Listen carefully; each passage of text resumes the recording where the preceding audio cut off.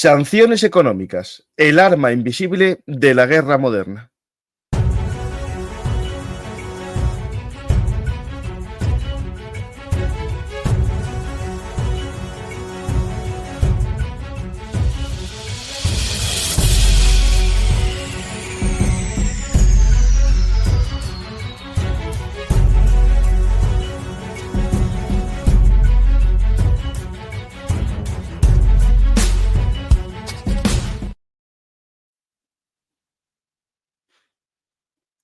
Hola a todos, bienvenidos a Velum Artis, actualidad militar y geopolítica. Hoy vamos a hablar de un arma, el arma invisible de las sanciones económicas. Invisible no significa que no sirva, y de hecho sirve muy bien para el propósito, que es debilitar al adversario. Pero claro, las armas como todo no solo sirve tenerlas, no solo sirve enseñarlas, hay que usarlas. Y en el caso de las sanciones económicas veremos que se amenaza con ellas, se enseñan, pero a veces no se ejecutan completamente y parece que no sirven. Pero cuando se emplean en rigor, siguiendo el manual de instrucciones de las sanciones económicas, es un arma muy poderosa. Como os explico aquí en mi libro Un mundo convulso, claves geopolíticas. Y hoy vamos a hablar con nuestro amigo Darío Suza, que es un experto en crimen organizado, pero también sabe muy bien cómo funcionan las armas de las sanciones contra los criminales y también contra los narcoestados. Hola Darío, ¿qué tal? Hola, muy buenos días.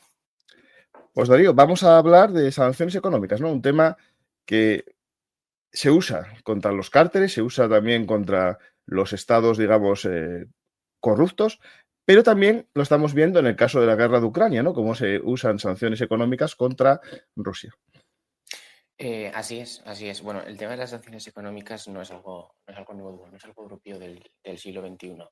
Si nos remontamos en términos de ya simplemente de historia militar, podemos apreciar ya cómo, bueno, pues, naciones muy antiguas, Mm. civilizaciones antiguas, utilizaban la economía como arma de guerra, sobre todo a través de la forma de bloqueos.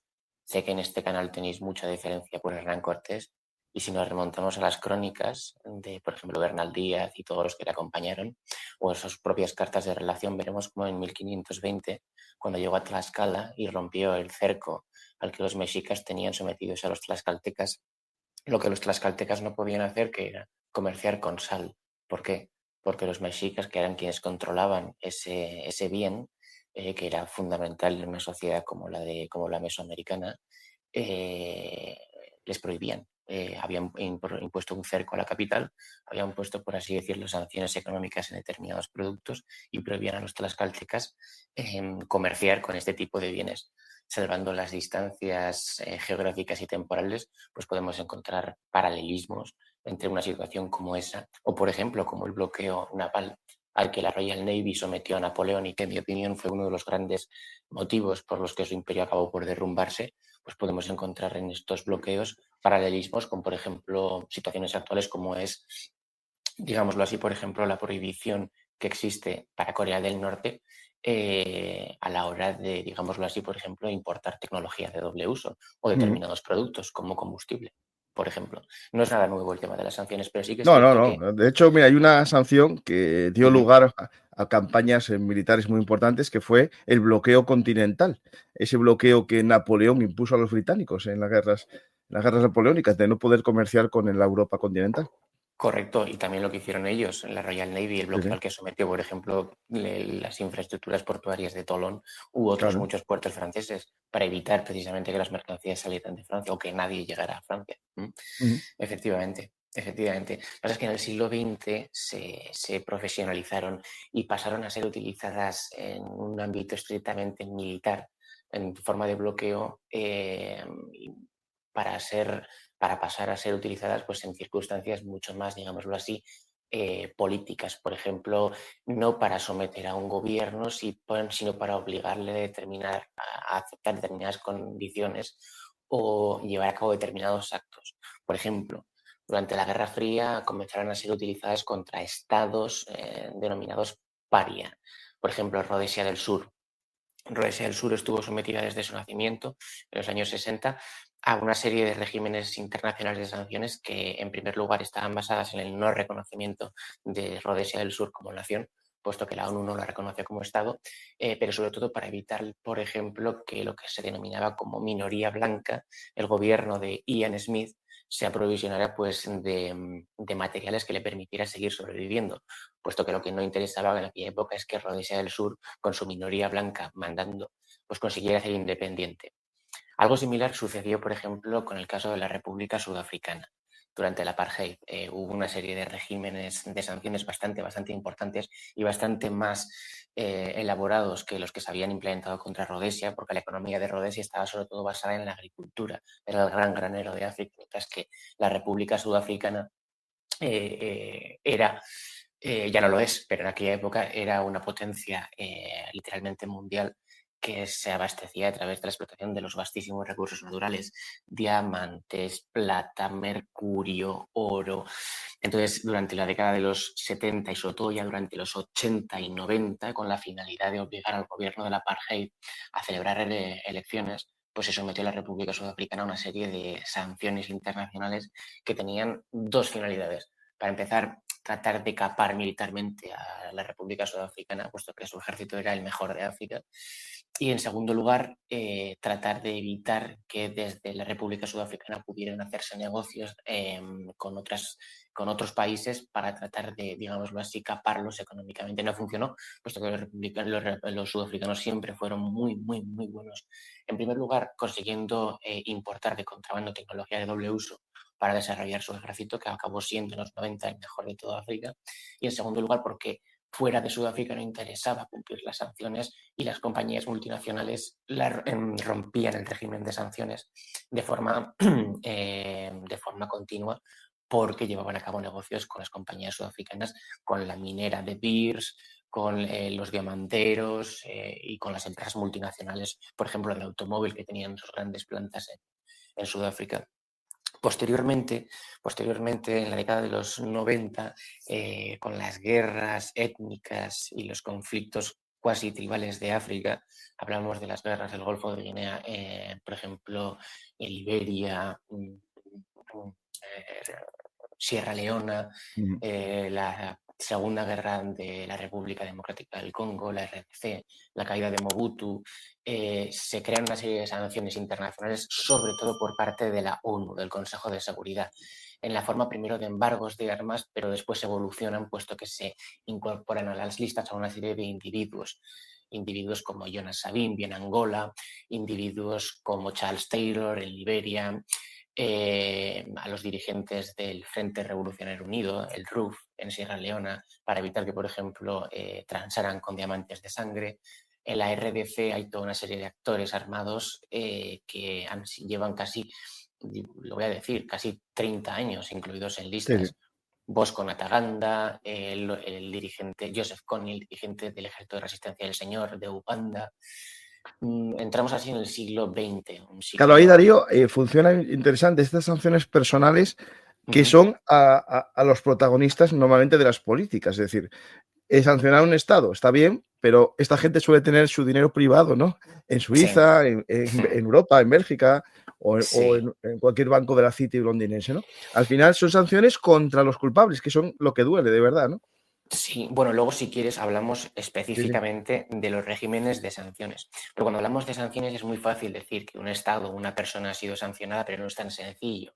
Hay que distinguir cuál es la entidad sancionadora y hay que distinguir cuál es el Claro, claro. actor sancionado y sobre todo las medidas que el actor sancionador tiene para que las sanciones se cumplan. Porque imaginemos que un Estado de tercera, como voy a decirlo, podría ser, por ejemplo, España en la arena internacional, decide por sí mismo que va a aplicar sanciones, digámoslo así, a, por ejemplo, un miembro de las Fuerzas Armadas de Marruecos que está involucrado en el tráfico de hachís o de personas Sí, hacia claro, España. claro. El El gobierno, tema es a veces que estas sanciones pueden sancionar más al país que las pone que al que las recibe. Claro. bueno, es ¿Ah? que el que decide sancionar a una persona o a otro Estado tiene que estar en disposición o tener la posibilidad de cumplir esas sanciones. Si yo, Claro, no claro. si yo puedo tener la voluntad, pero no los mecanismos. Si yo decido, por ejemplo, sancionar a funcionarios del gobierno chino por supuestos crímenes cometidos, por ejemplo, en la provincia del Tíbet, ¿quién me va a hacer caso a mí? No, tiene que ser un actor creíble en el panorama internacional o con peso. Es por eso que existen una serie de regímenes de sanciones internacionales que hay gente que cumple y gente que no. Están las sanciones globales, por ejemplo, las de la ONU. el Consejo de Seguridad de las Naciones Unidas tiene 14 regímenes de sanciones. Cada región, o sea, cada sanción, cada régimen de sanción está regido por un comité, ¿de acuerdo? Entonces, por ejemplo, tenemos el Comité 2713 que se dedica a imponer sanciones a Al-Shabaab, la filial del Estado Islámico en Somalia. Tenemos también un comité de sanciones contra el Estado Islámico y Al-Qaeda. Un comité 15-18 encargado de sanciones a Irak. Estas son las sanciones que han sobrevivido de las que se impusieron en 2003 a raíz de la invasión y un poquito antes a raíz de 1991, durante la Primera Guerra del Golfo. Hay una serie de sanciones impuestas sobre Irak que todavía recaen y están en práctica y que afectan sobre todo a antiguos funcionarios del Ba'ath, del partido Ba'ath de Saddam Hussein y a miembros del aparato de inteligencia, la Mujahbarat de Saddam Hussein. Hay otro comité, el Comité 1533 para la República de Yemen, no, miento, para la República Democrática del Congo, otro para Sudán, otro para la República Popular Democrática de Corea, es decir, para Corea del Norte, otro comité para Libia, otro comité para Guinea-Bissau por fraude electoral y violencia política, otro comité para Yemen, el 2140, otro para Sudán del Sur, el 2206, y otro para el 2653 para Haití, además de otros, si no me equivoco, 4 comités, el 1636, 1737, 1988 y 2745, que sancionan a personas en particular. Esto en cuanto a lo uno.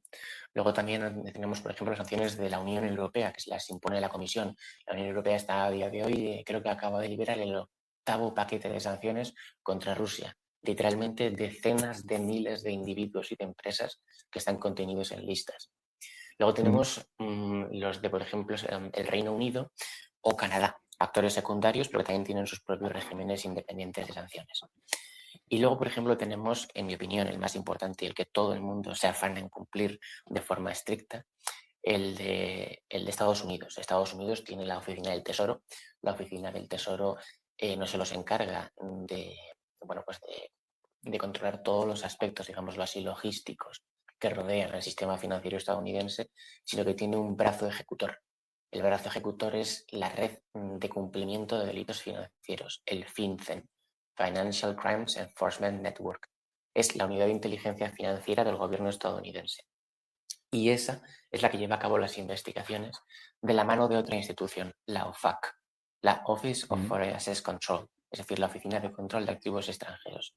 Y entre estas dos instituciones, OFAC y FinCEN, sobre todo la OFAC es la que lleva las listas, pues tiene una serie de regímenes de sanciones. Por ejemplo, el régimen de la DPRK, Corea del Norte, régimen de Yemen, régimen de Sudán, régimen del Congo, régimen Myanmar, régimen Rusia, régimen de sujetos especialmente designados, fundamentalmente señores de la guerra, criminales internacionales, traficantes de droga, la lista Kingpin, la denominada como lista de narcotraficantes más buscados a nivel internacional.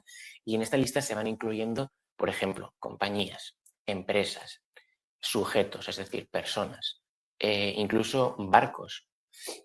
Y lo que se hace, mediante lo que implica la inclusión en estas listas, es la prohibición para empresas y ciudadanos estadounidenses no llevar a cabo ningún trato con ese tipo de personas. Aparte de que la inclusión en esta lista implica que toda propiedad que puedas tener dentro de Estados Unidos o bajo el control de empresas estadounidenses queda bloqueada hasta tu salida de la lista.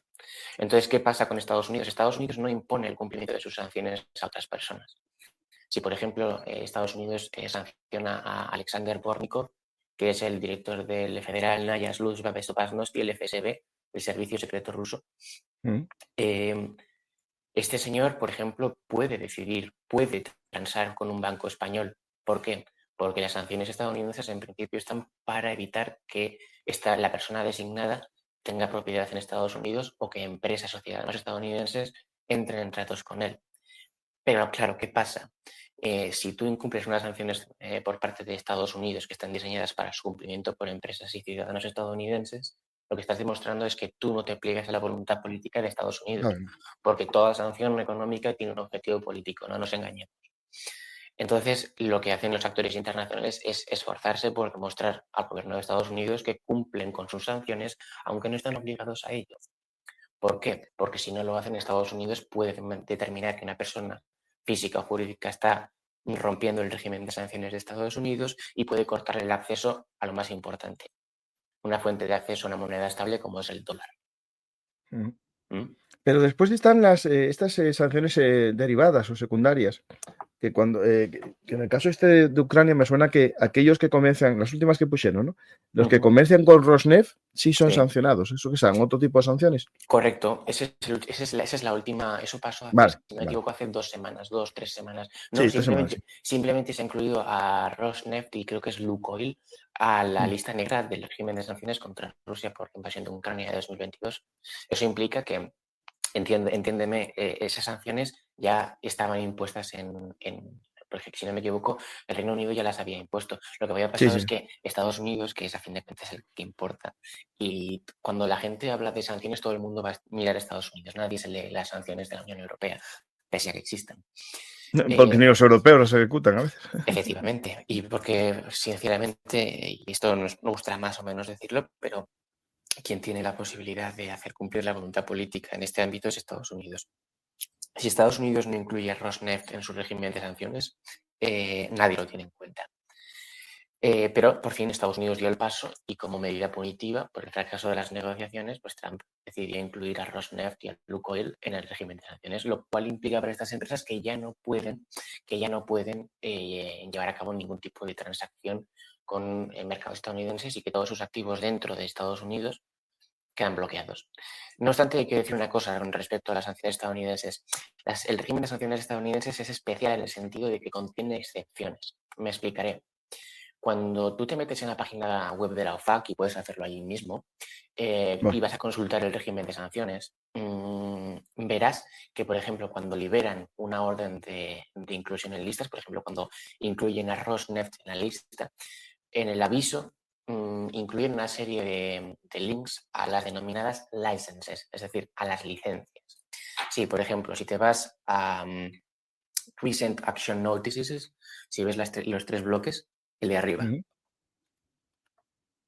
te vas ahí y ahí ves, ahí están los avisos de cuáles son los últimos actos de la OFAC, ¿vale? Ujú. Entonces, cuando, por ejemplo, mira, ¿ves? Issuance of Russia-related General License, la primera, la abres y si analizas el documento, esto te viene a decir que pese a la existencia de un régimen de sanciones que afecta Sí, a autorizan por el programa nuclear. Ujú. efectivamente, autorizan a determinadas empresas, digámoslo así en puridad, a romper Ujú. ese régimen de sanciones y a llevar a cabo negocios con entidades sancionadas, por ejemplo, con Sberbank, que es uno de los mayores bancos de Rusia y que está sometido a una especie de sanción masiva. ¿Por qué? Porque el Estados Unidos entiende que sus empresas tienen prioridad. Entonces, si existe una determinada empresa que lleva a cabo unos negocios o una operativa muy importante que puede verse afectada por las sanciones, le autoriza a Por bloquear. ejemplo, en eso, claro, cuando hablamos de esto, en el combustible de uranio, Ujú, uno de los procesos para enriquecer el uranio pasa por Rusia siempre. Entonces, hay un cuello de botella ahí del 60%, si no recuerdo mal, del ujú, uranio nuclear. ujú, ujú. Que aunque es Pasa, kazajo, sí, pasa sí. por. Hay un procedimiento. Y tengo el nombre de la empresa en mi libro. Espera, si lo encuentro y te lo digo. Tú sigue.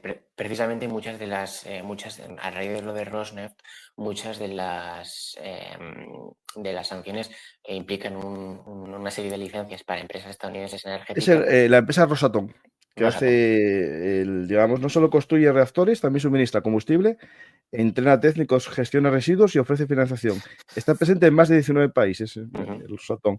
Y después hay otra empresa que se dedica a otra cosa también del proceso. Pero bueno, claro, es imposible estar No, sancionando pues esto, claro. claro, si tú sancionas eso y decides someter a una determinada industria, a un determinado actor a un bloqueo completo, pues claro, implica la ruptura de cadenas de suministro, de proyectos de negocio que ya están en marcha.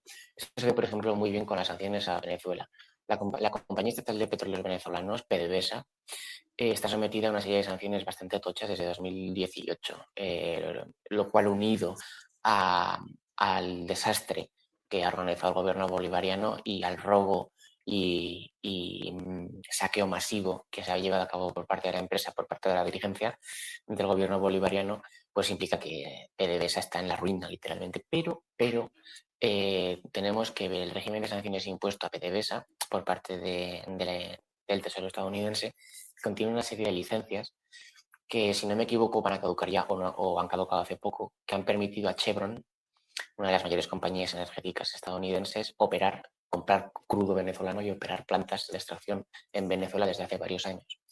Con lo cual, el régimen de sanciones no es blanco o negro, hay toda una gama de grises, porque muchos de esos regímenes de sanciones tienen excepciones en esta forma de licencias.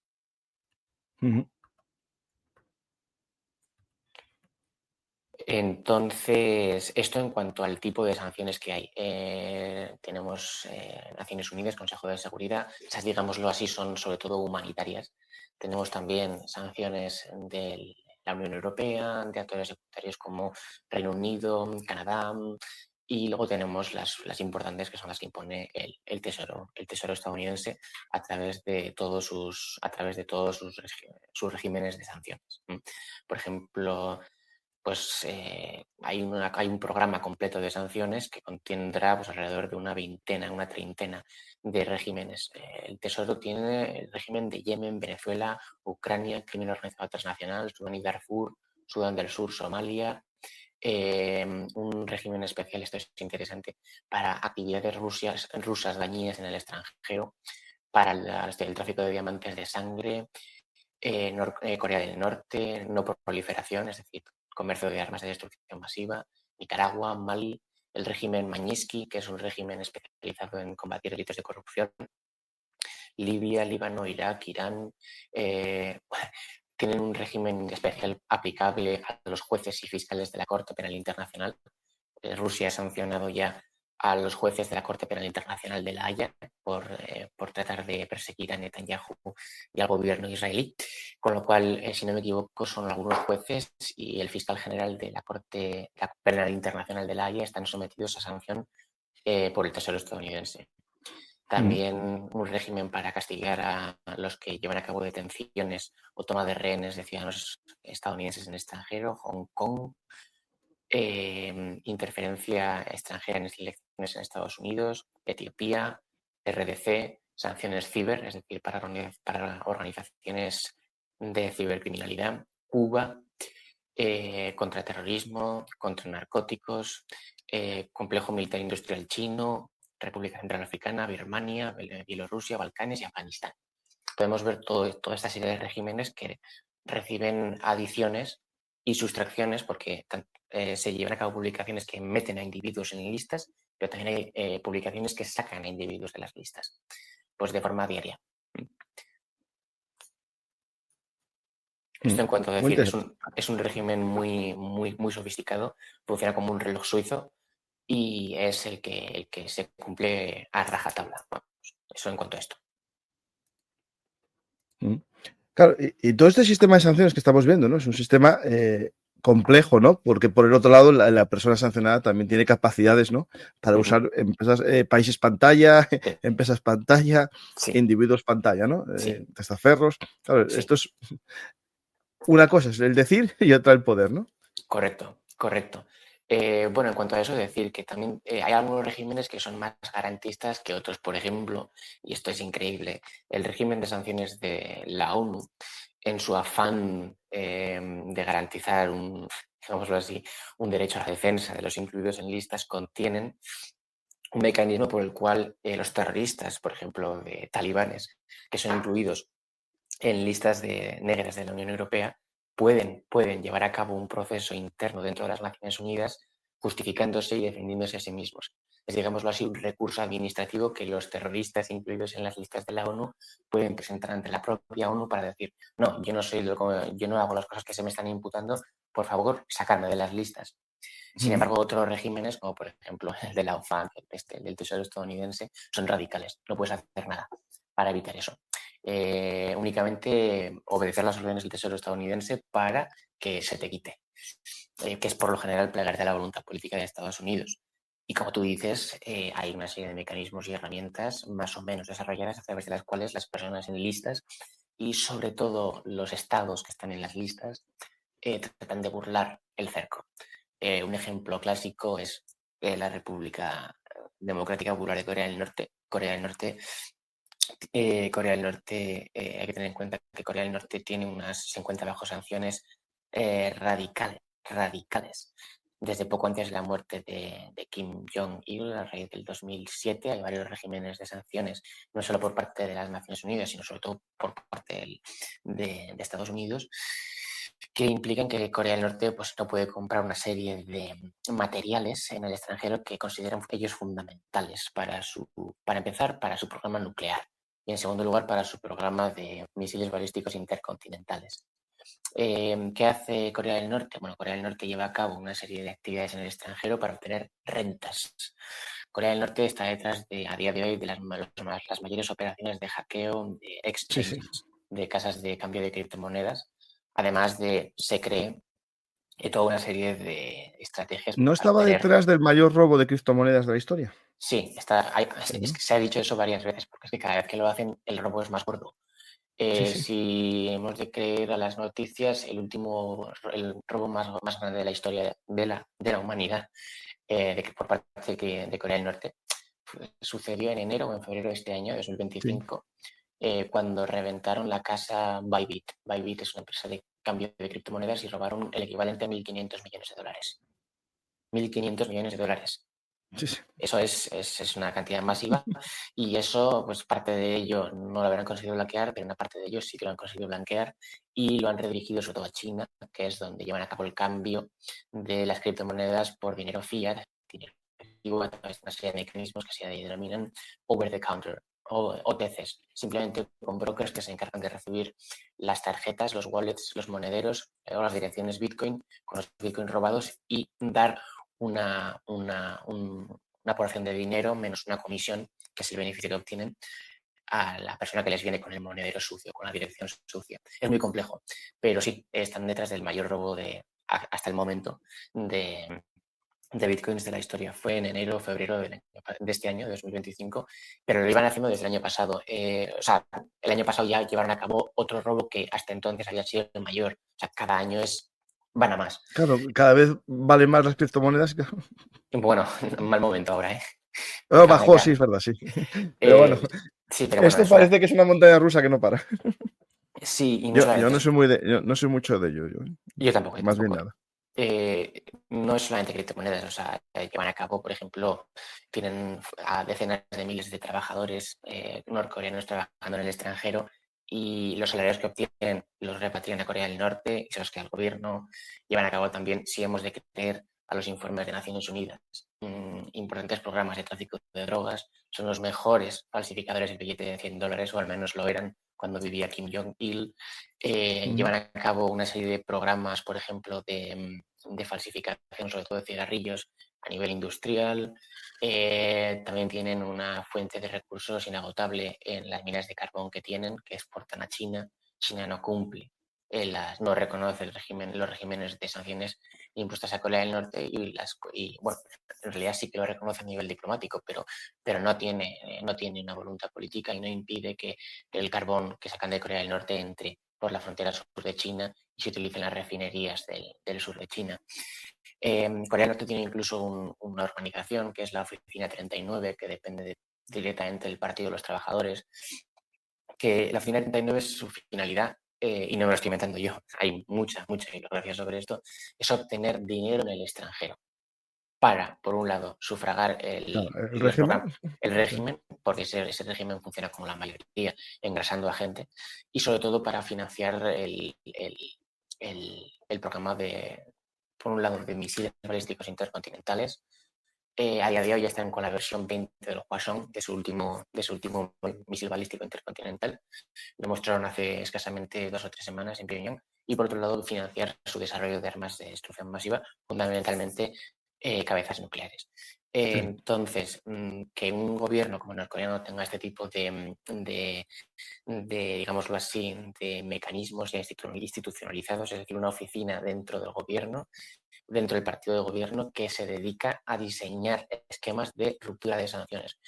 ¿Qué hace la Oficina 39? La Oficina 39 abre compañías, abre empresas por todo el mundo. África, Argentina. Dentro de África los tenemos, por ejemplo, en Uganda, los tienes también en la RDC, los tienes en Argelia, los tienes en Egipto. Hasta hace poco los tenías en Angola, que cerraron la embajada hace un par de años.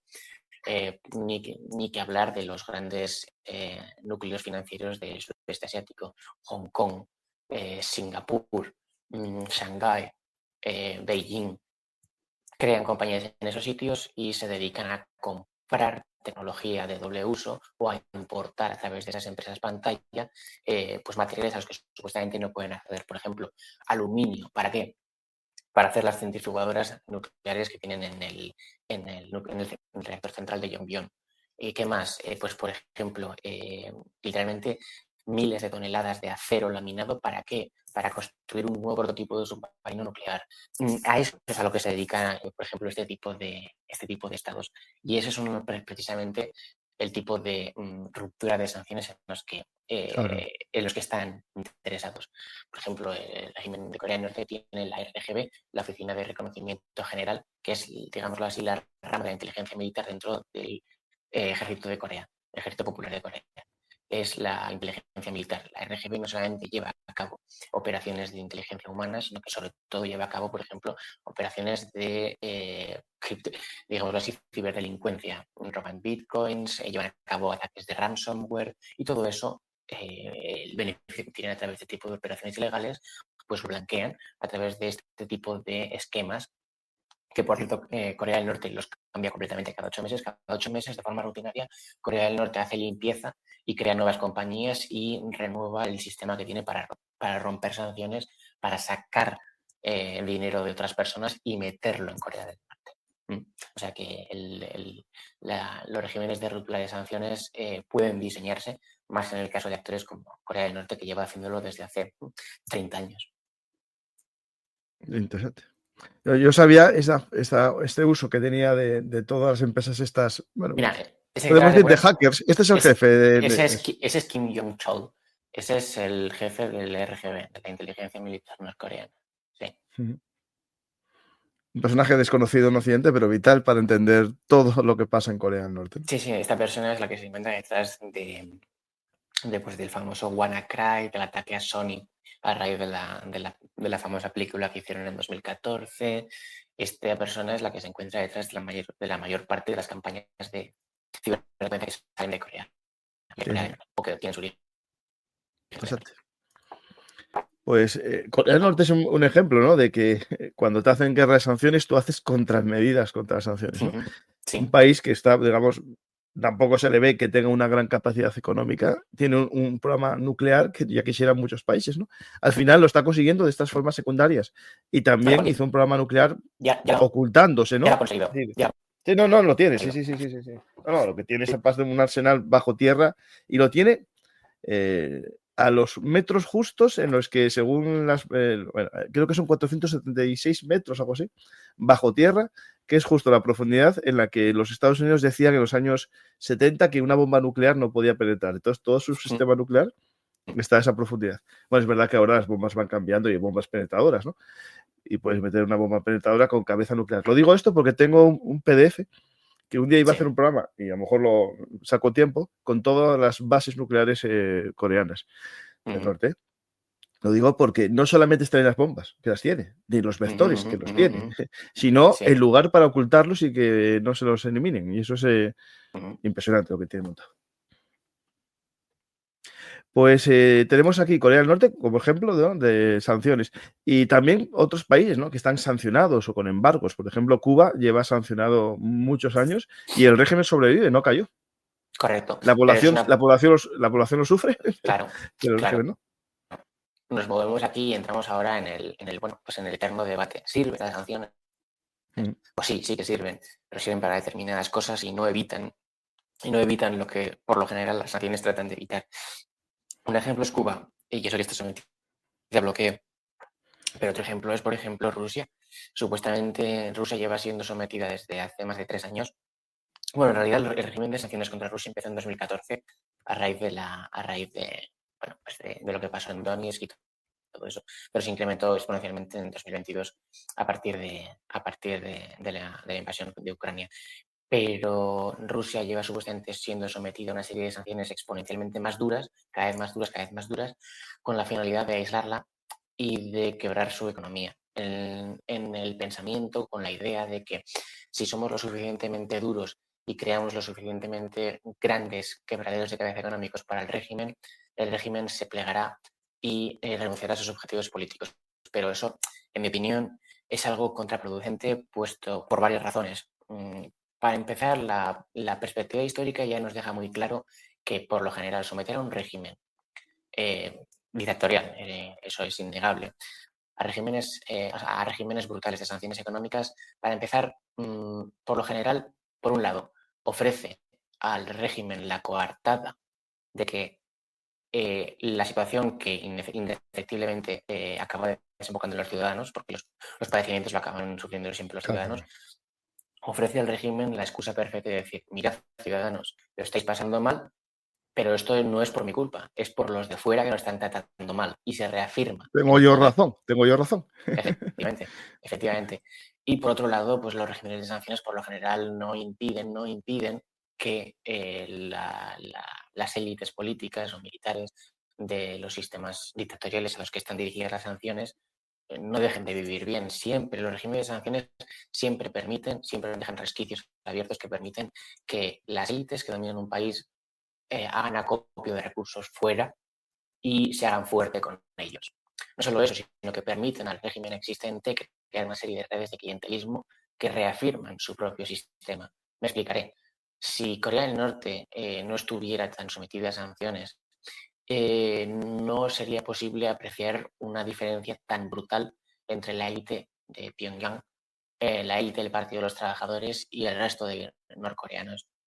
¿Qué implica esto? Esto implica que los que están abajo de la pirámide, digámoslo así, alimenticia, harán lo que sea y se plegarán a los deseos de quien sea con tal de poder acceder a los beneficios que las sanciones permiten detentar a esta élite.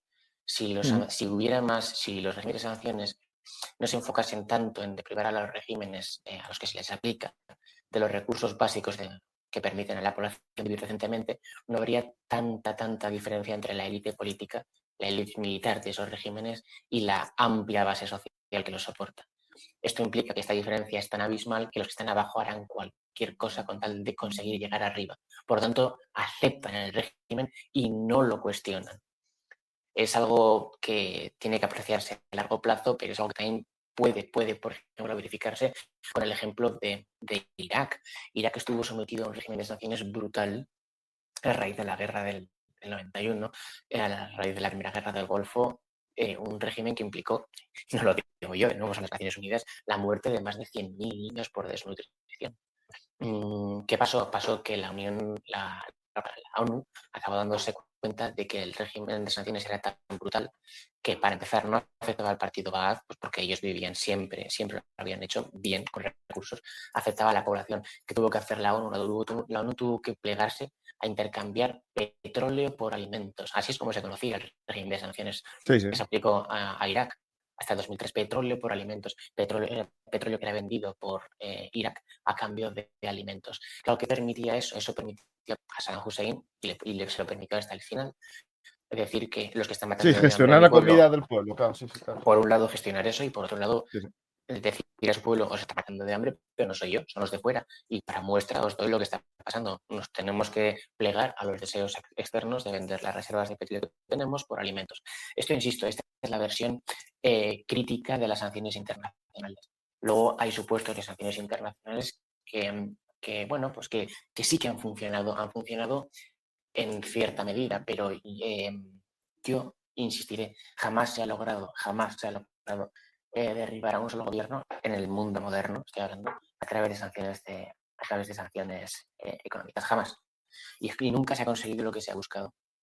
Con Saddam Hussein, ¿qué se buscaba? Se buscaba que la propia economía iraquí entrase en barrena, cosa que hizo, y que la situación fuese tan brutal, pues que los propios ciudadanos acabasen por tumbar el régimen. No se consiguió, lo tuvo que tumbar una coalición internacional en 2003.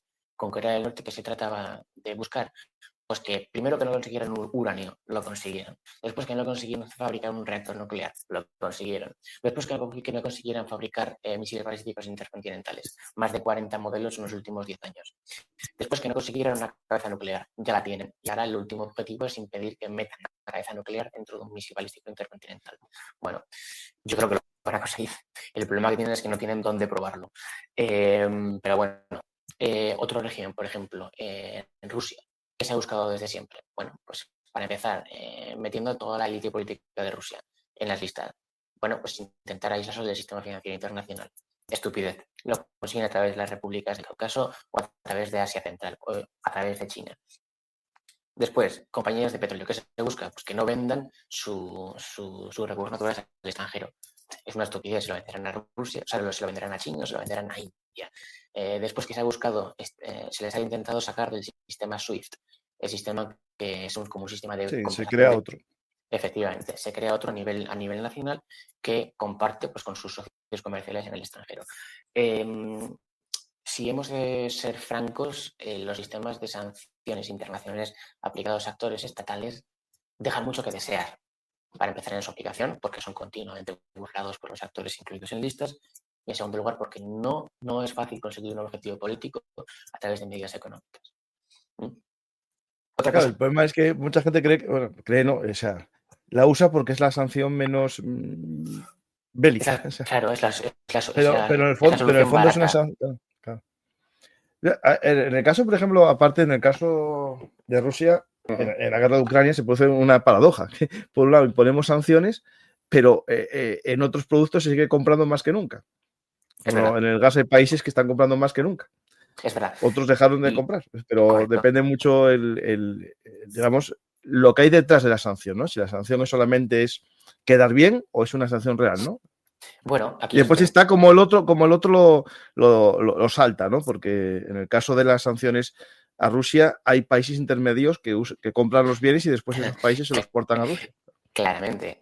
Bueno, aquí sí siempre es decir que las sanciones suelen funcionar casi siempre si se aplican con el debido rigor a largo tiempo, bla, bla, bla.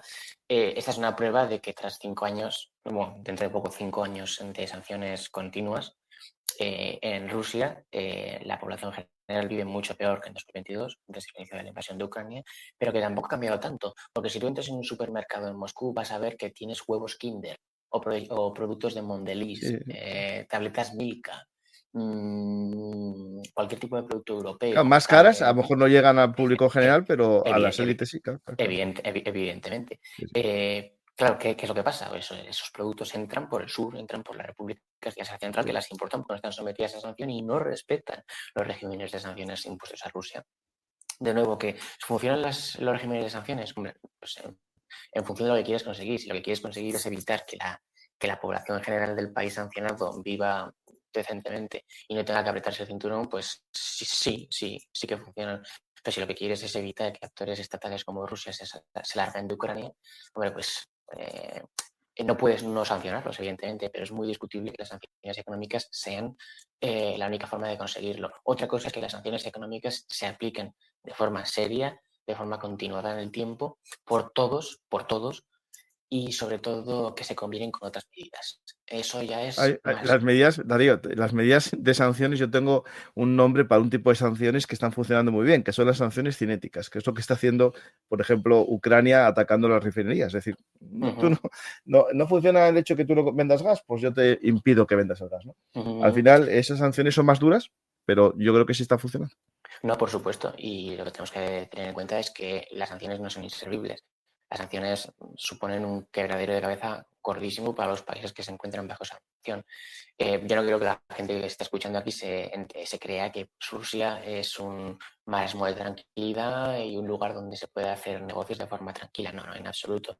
La economía rusa está en pañales, pero sobrevive. Aquí es una cuestión de Sí, subsistencia. y las élites aprovechan ese malestar incluso para unir a su pueblo. Es lo que el problema Efectivamente. que tienen estas sanciones. Sí. Efectivamente, hay que tener en cuenta que hablamos de economías no como las nuestras, son economías de guerra, economías de subsistencia, economías como la de Corea del Norte, economías como la de, bueno, Rusia, Rusia yo creo que ha militarizado su economía. Entonces, pues, la tasa de paro crece, los salarios bajan, la inflación se dispara, todo es más caro, eso es evidente. Y eso es un efecto de las sanciones, no hay duda de ello. Pero de lo que estamos hablando es de conseguir objetivos políticos a través de sanciones. No hay Sí, ni un sí. solo caso en el mundo moderno en el que se haya conseguido un objetivo político a través de la imposición de regímenes de sanciones. Nunca. Se habrá conseguido que un determinado régimen negocie determinadas cosas. Se habrá conseguido que determinado régimen acepte ciertas condiciones. Pero objetivos políticos grandes a largo plazo, nunca.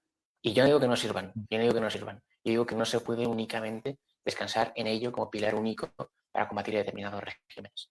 Sí. Eso es lo que enseña, en mi opinión, la historia. Y tenemos ejemplos claros. Tenemos ejemplos claros en Irak, tenemos ejemplos claros en Irán. La Corea del Norte es el ejemplo del hito de ello. Un régimen de sanciones puede no tener, pese a su gravedad, pese a la voluntad de más o menos actores por cumplirlos, pueden no tener por cumplir los objetivos que buscan. Sí, sí. Pues vamos a ir haciendo una cosa. La gente que vaya dejando sus preguntas en el cajetín y si Darío va finalizando un poco qué puntos nos faltan, yo creo que vimos todos, Darío. Lo único... No tenemos guión, yo no sé qué vamos a hablar. Sí. No te preocupes. Una última mención. Sí, sí, sí. Hay que tener en cuenta que hemos estado hablando de las sanciones económicas a actores estatales, pero también existen actores privados. Y en Sí. esto los americanos son los que más pilotan. Estados Unidos, de forma recurrente, yo calculo que una vez cada mes y medio, llevan a cabo una actualización de las listas de narcotraficantes extranjeros y de organizaciones criminales extranjeras. Sobre todo, esto se está viendo a raíz de lo que está pasando a día de hoy y de lo que hablamos la última vez en Venezuela. En Venezuela. Sí. Venezuela está sometida a regímenes de sanciones, pero por cuestión política. Aquí me refiero por cuestión criminal. Estados Unidos sanciona a delincuentes internacionales y esto aplica sobre todo a traficantes de droga y a traficantes de seres humanos. Y Estados Unidos tiene una llave para hacer cumplir eso, que es el acceso a la moneda internacional, que sigue siendo, nos guste más o menos, el dólar. Estados Unidos, a día de hoy, en su campaña militar contra el tráfico de fentanilo, fuera y dentro de Estados Unidos, ha sancionado una serie de entidades por sus entidades financieras, bancos, también casas de inversión, firmas de corretaje de inversión y más recientemente casas de cambio y sobre todo casinos. Los ha sancionado de forma formal por ser el brazo financiero de, en menor medida, el cártel de Jalisco Nueva Generación, pero sobre todo el cártel de Sinaloa, y les ha prohibido simplemente llevar a cabo operaciones dentro de Estados Unidos con moneda estadounidense, lo cual ha supuesto en menos de 2 meses la quiebra de estas instituciones. Concretamente 3 instituciones, una de ellas llamada Fibanco, uno de los mayores bancos de consumidores de México, el equivalente en España a lo que podría ser una caja rural o, por ejemplo, una Cuchabank, les sancionó, si no me equivoco, antes del verano, alrededor de junio de 2025, y en menos de 2 meses han quebrado. Hay que tener en cuenta el instrumento que tiene Estados Unidos y cómo lo utiliza. Estados Unidos puede permitirse hacer quebrar firmas y empresas en el extranjero, dentro o fuera de Estados Unidos, simplemente con incluirlos en listas. Incluirlos en listas implica que no pueden llevar a cabo operaciones en dólares o que no pueden tener acceso al sistema financiero, es decir, no pueden pedir prestado a bancos, a prestamistas estadounidenses institucionales. Cualquier tipo de reserva que tengan, ya sea en oro o en otros activos dentro del territorio estadounidense, queda automáticamente bloqueada, lo cual implica a la larga la imposibilidad por parte de los clientes que están fuera de Estados Unidos de llevar a cabo la retirada de depósitos o de obtener su dinero de vuelta. Esto implica automáticamente la quiebra de estos negocios. Recientemente, hace una semana, México, la Unidad de Inteligencia Financiera Mexicana, y el FinCEN, la Unidad de Inteligencia Financiera Estadounidense, llevaron a cabo una operación combinada que tenía por objeto una organización de blanqueo de capitales con sede en Canadá, en Albania, en México y en Estados Unidos, que operaba a través de una serie de casas de cambio y webs de apuestas en México. La red también funcionaba a través de una serie de casinos, alrededor de una treintena de casinos, repartidos a lo largo y ancho de toda la geografía mexicana. A día de hoy todos están en listas y todos están bloqueados, lo cual implica, para empezar, que les van a retirar la licencia por parte de la Secretaría de Gobernación mexicana, pero sobre todo que toda reserva en dólares que pudiesen tener dentro del territorio de Estados Unidos, puesto que lo que hacían era coger dinero en efectivo, blanquearlo a través del sistema de juego en México y después mandarlo en camiones blindados a Estados Unidos para ingresarlo en forma de dólares en depósitos en Estados Unidos, todo eso queda bloqueado. Esas compañías, esas empresas ya van a quebrar si es que no lo han hecho. Y hace 2 meses, después Pues de verano nos enteramos de que estos 3 grandes bancos que he citado quebraron, entraron en concurso uno tras otro. ¿Por qué? Porque curiosamente tú te lees los archivos del FinCEN, el FinCEN publica siempre un PDF con la imposición de estas sanciones. Y cuando decide que va a excluir a una persona física o jurídica del sistema financiero estadounidense, publica una explicación dando datos concretos. Pues bien, los trabajadores de estos bancos, decía el PDF del FinCEN, durante muchos años habían estado aceptando depósitos en efectivo y habían estado ayudando a más de 5 organizaciones criminales, entre otras el cártel de Jalisco Nueva Generación, el de Sinaloa y el del Golfo, a blanquear dinero procedente de la venta del fentanilo. Siempre hablamos del blanqueo de capitales desde la perspectiva del banco. Siempre nos centramos en evitar que el dinero entre en el sistema financiero, pero muy pocas veces se habla del efecto que puede tener para este tipo de entidades que son muy grandes, que son gigantescas en México, pero nunca se ha hablado hasta ahora, y Trump es el primero que lo ha puesto sobre la mesa y que ha demostrado que es posible hacer quebrar a este tipo de entidades a raíz de su impresión. Espera, que me está sonando una cosa muy rara. Ah, vale, es un vídeo que tengo aquí para ponerte a ti. Yo, ostras. Pensaba que te habían intervenido en la cuenta. Sí, no, tú no lo oíste, ¿no? Era una escucha de una conversación de esas de piloto con la torre de control. Sí. Perdón. Es simplemente esto. De nuevo, como siempre que pasa cuando venimos aquí, tú y yo, Francisco, podríamos estar hablando de esto durante 3 horas. Lo he intentado hacer breve, 1 hora, un sábado por la mañana, a las 10 de la mañana, tiene mérito estar aquí. Entonces, sobre todo yo, que salí ayer de noche, o sea, yo sé. Mi noche no fue toledana. Simplemente la mía medio. La mía para una persona de mi edad, sí. Bueno. Que los oyentes se queden con lo que hemos señalado, la evolución histórica de las sanciones, su inicio de aplicación a finales del siglo XX, su popularización actualmente con objetivos políticos y los tipos de sanciones que hay, las razones para su uso y su utilidad. Yo no digo, de nuevo voy a recalcar esto porque soy popular por mantener opiniones no populares. Yo no digo que las sanciones no funcionen. Yo digo que las sanciones funcionan únicamente de forma parcial y que tienen que ser acompañadas de muchas otras medidas y son fundamentalmente de una voluntad política para aplicarlas, para que funcionen. Tratar de conseguir objetivos políticos a largo plazo, objetivos, digámoslo así, estratégicos, a través exclusivamente de sanciones internacionales, es una quimera. Es una quimera porque la historia nos provee de numerosísimos ejemplos de regímenes de sanciones brutales, regímenes de sanciones que han implicado la muerte literalmente de decenas, cuando no cientos de miles de personas, la mayoría de ellos mujeres y niños, por cierto, y pese a ello no han funcionado.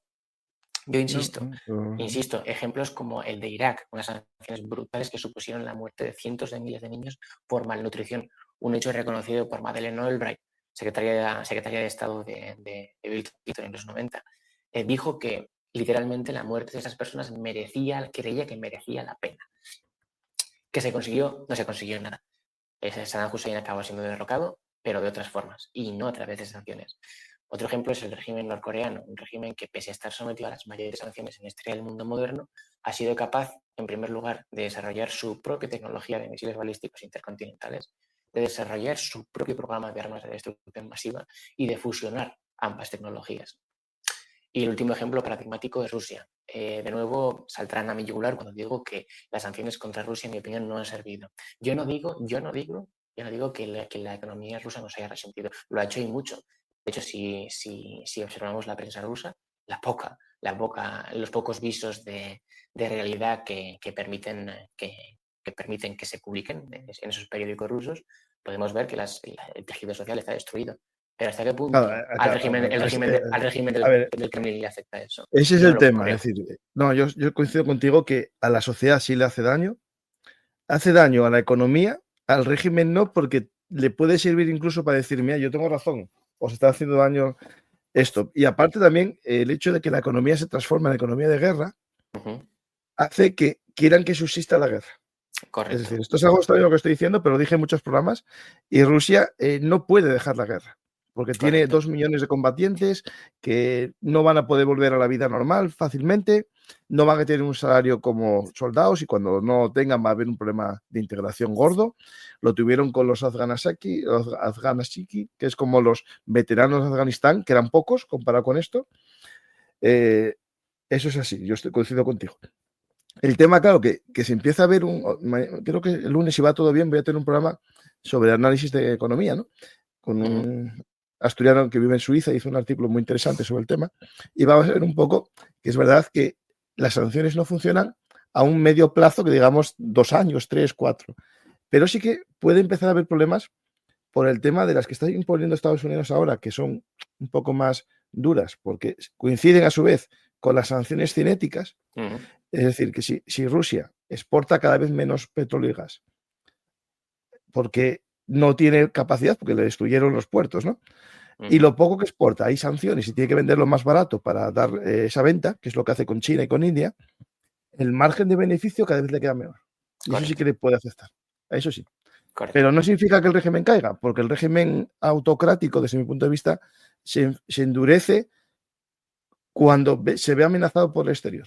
Eso es lo que mucha gente no está midiendo en el caso de Venezuela. Yo, por ejemplo, en el caso de Venezuela, no sé si será fácil una invasión si la quieren hacer terrestre, porque a lo mejor lo que parece una debilidad y que caiga todo como un castillo de naipes, o no, y se fortalece más el régimen.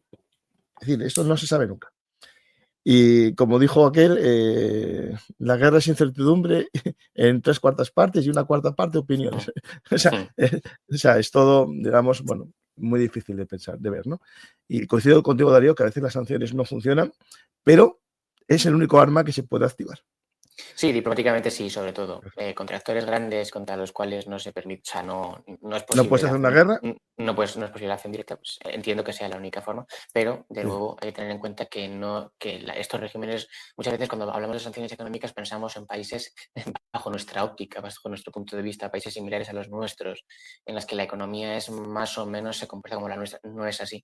Rusia es un país con unos recursos naturales masivos y la lógica que obedece a la explotación económica de recursos naturales no es la misma que la que obedece o que la que rige una economía basada en el sector servicios o en la producción industrial, como puede ser la nuestra en el caso de los servicios o la industria en el caso de Estados Unidos. Sí, coincido contigo. Es una lógica muy distinta. Y de hecho es la lógica normalmente que fomenta más la corrupción, la de la exportación de materias primas, porque se queda gran parte del valor en el lugar de compra y no vuelve al país. Cosa que en la industrial siempre se queda parte en el tejido de servicios internos, industria manufacturera que siempre es de varias capas, ¿no? Nunca nadie monta un coche solo con un producto, tienes que generar una industria interna y se queda parte del valor dentro del país. Pero en la exportación de materias primas todo se va fuera. Y ahí coincido contigo. Vamos a ver si hay alguna pregunta. Es un tema complejo, un horario difícil, pero bueno, tenemos casi 70 personas un sábado a las 10 de la mañana. Pues si tenéis alguna pregunta, lo vais dejando. Hay una pregunta que no entiendo muy bien, pero yo la pongo. F-35, aviones caza como Arabia funcionan motor quemado o partes de oxidadas y aviones de sigilosamente ya quemado cuando compras otra. No te entiendo pregunta, la verdad. Entiendo que es una crítica al F-35. Si alguien me encuentra un avión mejor, sí, el F-22. Otra cosa es que sea muy caro y sea inmantenible para el 95% de los países. Pero no entiendo la pregunta porque no hay. ¿A qué hora el programa sobre economía? A ver, si lo tengo agendado, déjame verlo.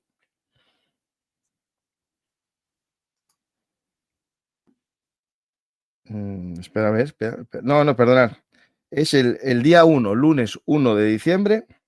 Perdonad, 1 de diciembre a las 4 de la tarde. No es este lunes, es el próximo. El próximo lunes, 1. Las Belungarteros somos gente de bien, estamos al pie de cañón mañana y tarde. Pues dar a me gusta, dejar un comentario y compartir. Y como si queréis podéis apoyar al canal también haciendo mecenas. Pues ¿piensas que la propuesta de paz es una ventana de Overton para terminar aprobando algo muy malo para Ucrania, pero que la gente lo vea como mejor de lo que hoy propone Trump y Putin? Bueno, esto yo tengo claro que todo es borradores y bocetos. Es decir, esto lo ofrecen, después habrá un segundo borrador y si el cambio es muy, muy bueno para Ucrania, puede que sea Rusia el que no quiera firmarlo. Y por tanto, nos podemos encontrar de nuevo a la ruptura de las negociaciones. Ucrania no va a firmar estos 28 puntos, salvo que Europa le diga que no le apoya, cosa que no veo. Pero eso sería para hablar en otro programa. Os invito a ver el programa que hice ayer, el viernes, en solitario, tratando el tema de los 28 puntos. De hecho, hay 2 puntos interesantísimos. Primero, eliminación de las sanciones y la vuelta de Rusia a la economía mundial. Y segundo, uno muy importante, eliminación de las sanciones a individuos personales. Porque el régimen no le importa las sanciones a Rusia, les importa a sus personas. Y después había una, Darío, que me llamaba la atención, Sí. que los activos rusos se los repartían, pero le daban una parte a Estados Unidos, los activos. Una cosa llamativa, o sea, peculiar. O sea. En cuanto a esto, te refieres a los activos rusos que han sido bloqueados en el extranjero, ¿no? Sí. Hay que tener en cuenta que aquí en la Unión Europea, en la que a nosotros se refiere, que es lo que a nosotros nos afecta, en la Unión Europea se lleva a cabo un debate muy importante sobre qué hacer con los fondos rusos bloqueados, que son literalmente masivos. La oligarquía rusa, que es sobre todo lo que ha sido objeto de inclusión en listas, tenía, sobre todo en determinados lugares, particularmente Inglaterra, Reino Unido, una serie de activos impresionantes. Siempre los han tenido, porque lo que siempre han hecho ha sido sacar el dinero de Rusia y colocarlo en el extranjero. Entonces, en el marco de las sanciones, estos activos han sido bloqueados y la Unión Europea se planteaba si utilizarlos para financiar a Ucrania. Pues bien, no ha sucedido así. No han podido hacerlo y no han podido hacerlo porque algunos Estados miembros, si no me recuerdo mal, Bélgica me suena que era, no están seguros de la legalidad de este acto. Con lo cual decir que vamos a utilizar los activos congelados para financiar determinadas causas es algo muy peculiar. Es complicado porque... Los intereses es más fácil, lo otro ya... a ver, yo entiendo que es muy fácil decir, vamos a utilizar el dinero que les hemos quitado a los rusos pero todo eso tiene que ser, bueno, todos sabemos cuál es la perspectiva de la Unión Europea, la legalidad antes que la realidad, para bien o para mal. Entonces, no han podido hacerlo y no han podido hacerlo porque no están de acuerdo no se ponen de acuerdo con la legalidad de ese acto. Mientras que Estados Unidos no, Estados Unidos todo lo que congela lo reparte y lo utiliza como mejor tiene bien. Claro, esto en Europa sería una vía más fácil, a lo mejor, que un tribunal de justicia europeo y después se derivase al Tribunal de Justicia Europeo, gestionase una especie de embargo a Rusia por los daños a Ucrania. Entonces, como compensación de daños o cautela, se hiciese un embargo provisional o algo así. Eso sería más factible que una ley. Pues sí, es complicado. Yo creo que son cuestiones que son precisamente políticas, no se rigen por una lógica jurídica, con lo cual, en mi opinión, sería factible incluso utilizar los fondos bloqueados para financiar determinados programas o determinadas cosas o determinados países. El problema es que aquí en la Unión Europea, de nuevo, la legalidad va antes que la realidad. Sí. Pues vamos a ver si hay alguna pregunta por ahí y... me están haciendo una pregunta sobre mi agenda, ¿no? Esta agenda que tengo aquí, si os la enseño, os daría algo la cantidad de programas que tengo aquí establecidos con meses de antelación. Pensé ponerla en mi página web franciscogarciacampa.com, pero me implicaba ya saber el tema, ¿no? Yo tengo agendado la persona con meses, pero no el tema. Entonces, en mi página web solo está mis eventos y conferencias personales. Por ejemplo, que el próximo viernes 28 hago una presentación en Oviedo de mi libro en la librería Pasapáginas. Entráis ahí y sabéis dónde estoy. O que otro día me voy a Madrid. Mientras así la gente hace preguntas, lo pueden ver en franciscogarciacampa.com. Aquí entráis, vais a charlas y conferencias que tengo que cambiarla. Y hay una agenda y aquí veis dónde voy a estar. Por ejemplo, el próximo día 28, presentación en Oviedo, librería Pasapágina. Y ahí os espero a los que seáis asturianos o de la región, es decir, Cantabria, León, Galicia, si alguien se anima, pues estaré este viernes 28 de noviembre en Oviedo, pero después me voy, por ejemplo, el día 9 estaré en Gijón dando una charla, no presentación, en el Ateneo Jovellanos. Después estaré de nuevo en Oviedo, en la Casa del Libro.